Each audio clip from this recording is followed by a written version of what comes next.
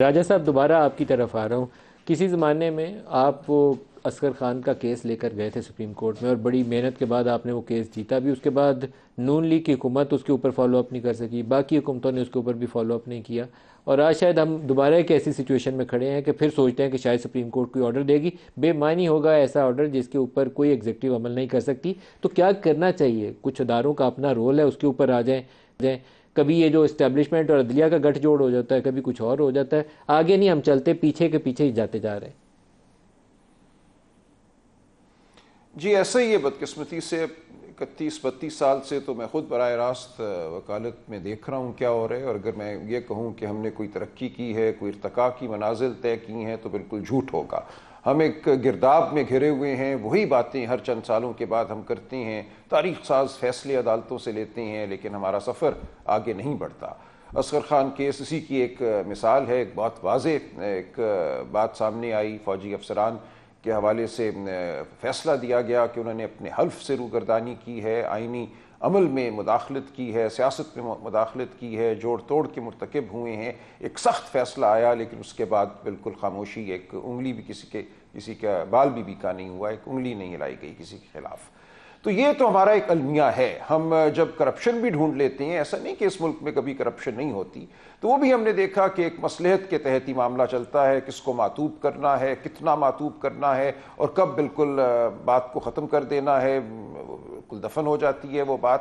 خواہ وہ اکاؤنٹس ہوں اربوں کروڑوں والے، جن میں رقم آئی جن کا کچھ پتہ نہیں کہ کہاں سے آئی، کہاں گئی، کس کے نام میں پیسے وصول ہوئے، یہ سب چیزیں ہم نے دیکھیں۔ لیکن ایک دم ایک بٹن ہے، کوئی سوئچ ہے، وہ آف کیا جاتا ہے، اور وہی لوگ جب منظور نظر ہو جاتے ہیں تو یہ سب کچھ قصہ پارینہ بن جاتا ہے۔ تو ہم ایک دلدل میں کھڑے ہوئے ہیں، شاید 75-76 سال سے وہیں کھڑے ہوئے ہیں، اور یہ ایک افسوس کا مقام ہے۔ ہماری زندگیاں جو ہیں تگ و دو میں تو رہتی ہیں، لیکن ہم آگے بالکل بھی نہیں بڑھتے۔ نہ آپ ہمیں آگے بڑھا سکے ہیں، نہ میں اپنے آپ کو اور اپنے گرد و نواح میں کوئی تبدیلی پیدا کر سکا ہوں۔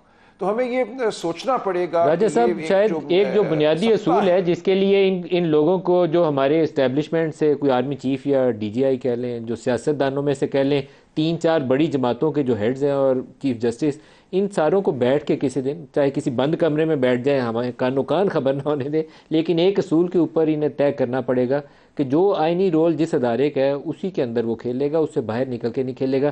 چیف جسٹس ہسپتالوں کی ویسٹ جانی کہاں ہے، اس کا فیصلہ وہ نہیں کر سکتے۔ آرمی چیف جو ہے وہ سیاسی معاملات کے اندر باپ پارٹی کیسے بننی ہے، یا کسی کو کیسے کدھر انڈیپینڈنس نے جانا ہے، جنوبی پنجاب محاذ کیسے بننا ہے، یہ فیصلہ ان کا نہیں ہو سکتا۔ اور سیاستدانوں کو ووٹ کی طرف دیکھنا چاہیے، بجائے یہ دیکھیں کہ مجھے سپریم کورٹ سے کیا مدد ملے گی اور مجھے اسٹیبلشمنٹ سے کیا ڈیل ملے گی۔ ہم بنیادی طور پر کھیل ہی غلط رہے ہیں۔